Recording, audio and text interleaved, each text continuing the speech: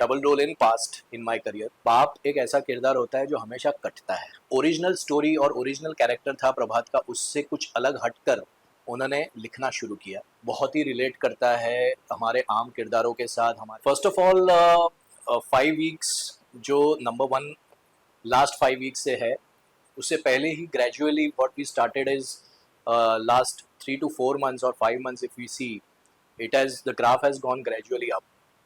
सबसे पहले Vasudha Zee TV पे नंबर वन शो पे पहुंचा, सेकंड नंबर पे था पहले। उसके बाद धीरे धीरे धीरे नंबर वन पोजीशन सिर्फ जी टीवी पर पहुंचा। 0.9 से शुरुआत की थी हमने जब हमने शो शुरू किया। Started gradually increased up to 1.3 1.4। और नंबर्स की जहां तक बात करें तो वो specially during the IPL time हम we were also really surprise, but at the same time जिस तरह का हाई पॉइंट ड्रामा शो में चल रहा था, धीरे धीरे धीरे जो रीज़न आपने पूछा कि वो क्यों है reason, no, the best reason is that Vasudha is very very relatable show. बहुत ही रिलेट करता है हमारे आम किरदारों के साथ, हमारे आसपास के लोगों के साथ, हमारे फैमिली के मेंबर्स के साथ। फिर वो वसुधा खुद क्यों ना हो, या फिर देव हो, या इन दैट मैटर प्रभात हो, सारे किरदार जो है वो कहीं ना कहीं लोगों को अपने किरदारों में से एक लगते हैं। तब जाके वो रिलेट कर पाते हैं, और बिकॉज वो किरदारों के साथ रिलेट कर पाते हैं, that is one of the reasons वो शो को रिलेट कर पाते हैं, and that's one of the reasons I think is the success of the show. देखिए, मैं पहले भी बता रहा था कि बाप एक ऐसा किरदार होता है जो हमेशा कटता है। हाँ, लेकिन एट द एंड यही पता चलता है that the story is been created by him.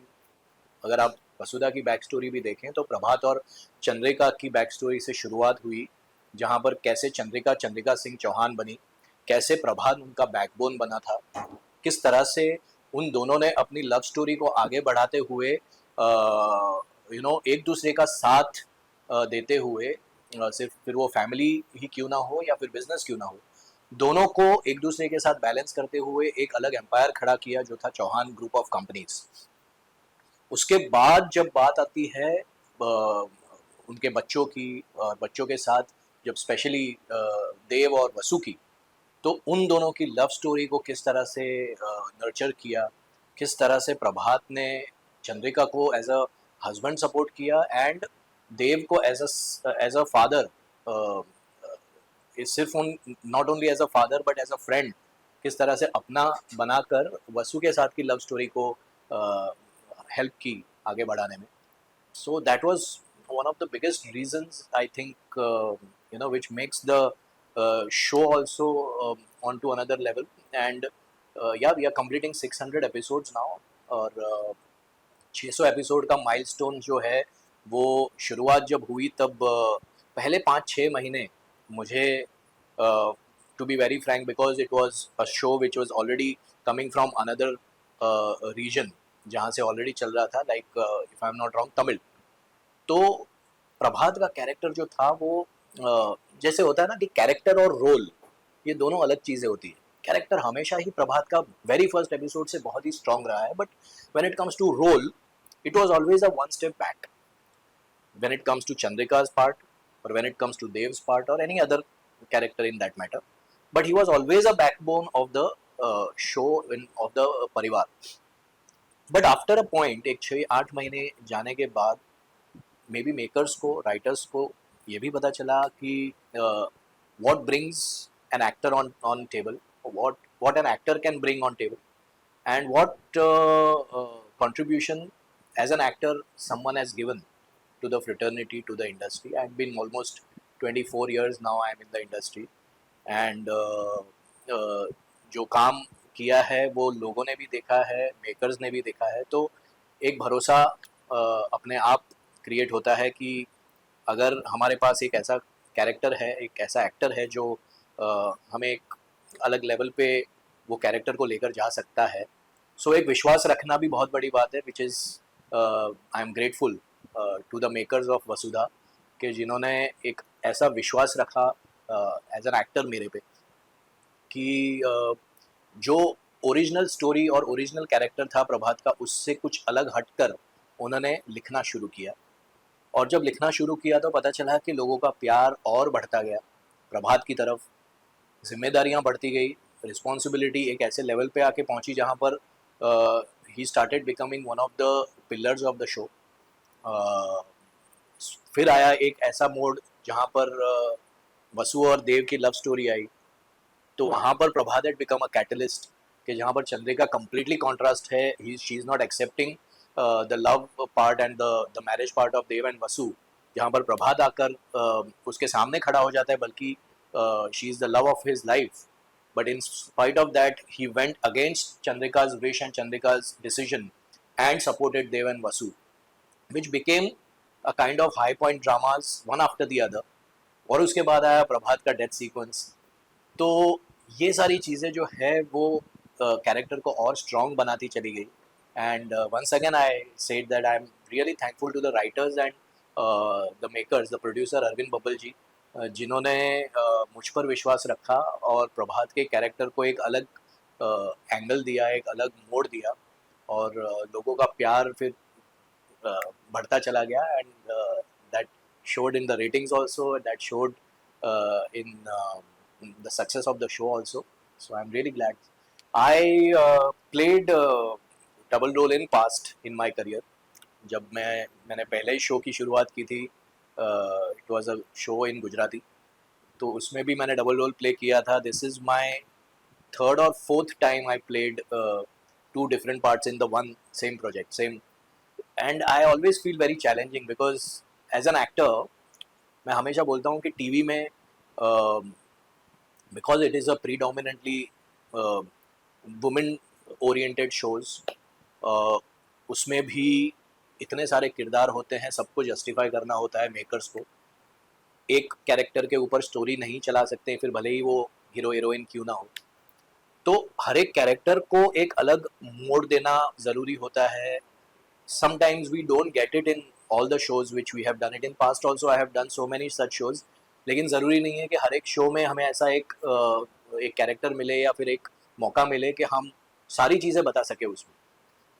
In Vasudha, Prabhat has got a beautiful shade of playing a lovable husband, a loving father, a loving father-in-law, um, a lovely and a very responsible elder brother।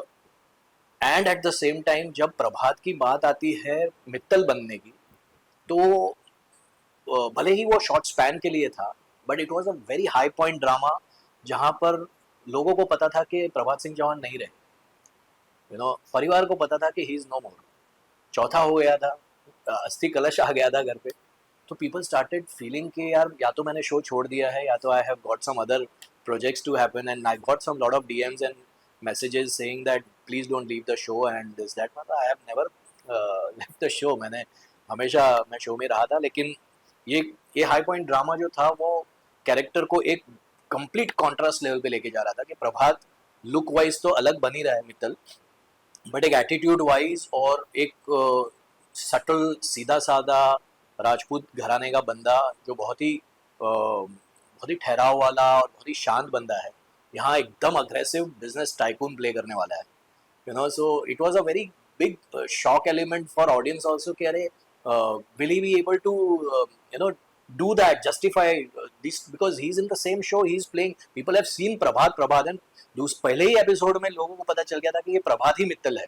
It's not that people were not knowing that okay Prabhat is not Mittal और something, it was audience were knowing, few members were knowing that Prabhat is Mittal।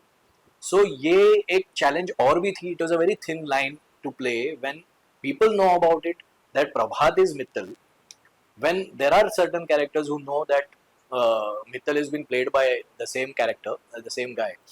So that was one of the challenging part, and बहुत मज़ा आता है। I am basically from theatre के साथ connected हैं, तो school मेरी ये है कि जो भी किरदार दिया जाए वो उसकी तह तक जाकर उसको शिद्दत से कैसे निभाया जाए। And I think so that what ever best I could do from my side, I had put my best in it.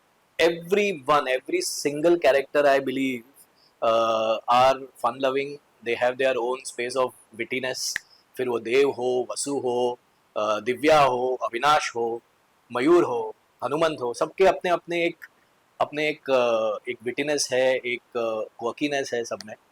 तो शो का माध्यम, शो के पर्टिकुलर प्लॉट्स कभी कभी बहुत ही हैवी होते हैं, जहाँ पर एक दूसरे के साथ लड़ते हैं, जैसे करिश्मा के साथ। अब Karishma herself, you know, she is a dear friend of all the Vasudha members, लेकिन अगर ऑन स्क्रीन देखा जाए तो we are poles apart, you know, we are like totally enemies. तो जब उसकी भी बात आती है तो यू नो वी ऑल मस्ती चलती रहती है ऑफ स्क्रीन। रियल लाइफ में everyone are, they are very good friends. हम हैज़ वर्क टुगेदर ऑल्सो, मैंने और प्रतीक्षा ने भी साथ में एक शो किया था पहले, तितली करके। So we know each other, we knew each other from past. तो बहुत मस्ती चलती रहती है। It's fun loving atmosphere and that's one of the reason कि सेट पे पॉजिटिविटी बनी रहती है। एंड positivity is one of the main reasons of the success, I believe, because you know जहाँ पर नेगेटिविटी आती है तो वो एनर्जी पता चल जाती है, एनर्जी स्प्रेड होना शुरू हो जाती है। Touch wood, with God's grace, every single technicians on set of Vasudha, मैं अभी कुछ दिन पहले ही बात कर रहा था, मेरा छोटा भाई जो बना है उसके साथ बैठा हुआ था, और मैं सारे लाइटमैन, स्पॉट दादा, आर्ट डिपार्टमेंट, सबको नोटिस कर रहा था। और मैंने उसको बोला, मैंने बोला यार, सारे लोगों के फेसेस पे एक अलग सी इनोसेंस दिखती है, एक अलग सा पॉजिटिव अप्रोच दिखता है काम के प्रति, एक शिद्दत दिखती है। And you know that makes a lot of difference for making and reaching, making the show into another graph, making it to another level. I think that's one of the reasons of Vasudha's success. I have worked with the best of the actors. I have been you know watching them since my childhood. फिर वो पीके में आमिर खान क्यों ना हो, या अटल में पंकज त्रिपाठी क्यों ना हो, इमरान हाशमी क्यों ना हो, in a film like Harami. I have seen one approach from all those stalwarts, and I have learned from them. He, when we are on set, we are co-actors, and they never made us feel that I am a star or I am a big actor or I am, you know, you are junior to me or anything as such.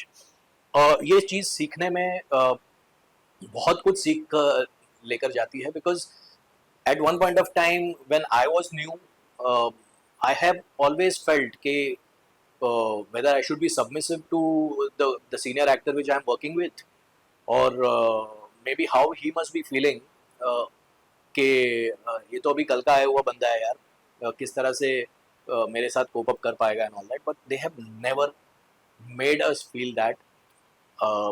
In the beginning of my career, my first very film was with Sunny Deol, in Kafila. Back in 2005-6 we shot and it was released in 2007. That's the time when I came to know that they are as good as your friends and equal co-actors. But उसमें ये चीज़ अब over a period of time 20-22 साल बाद हमें सीखने मिलती है कि हम जब हमसे जूनियर एक्टर्स के साथ काम करते हैं, हमसे कम सीनियर, कम एक्सपीरियंस वाले एक्टर्स के साथ काम करते हैं, तो we should keep that approach to them. We should never कि भाई हम बैगेज लेकर चले जाएं, या फिर कोई ऐसे बैग, यू नो, एक वेट लेकर उनके पास जाएं ये कि भाई हम ऐसे ही रहेंगे और we are senior to you, you better you know keep that distance. And that is what I have learned from all my senior actors, and I am trying to do my best to all my uh, newcomers who I worked with, and juniors to me. Yeah, both are equally challenging, both are equally challenging, because अगर theatre में retakes नहीं होते हैं, 2-2.5 घंटे हम live performance करते हैं, वहाँ पर इंस्टेंट रिएक्शन होता है, there is a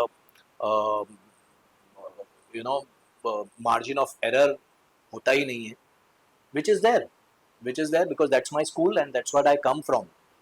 But television or in front of camera has a different challenge altogether, especially television, OTT, web show, films, जहाँ पर हमें काफ़ी टाइम मिलता है, वर्कशॉप्स होते हैं, कैरेक्टर पे काम होता है, बहुत सारी रीडिंग्स होती है, टाइम मिलता है, दिन में 2 या 3 सीन होते हैं, कभी कभी एक सीन होता है, but daily soap is always doing 7, 8, 10 scenes a day, and that too on a regular basis.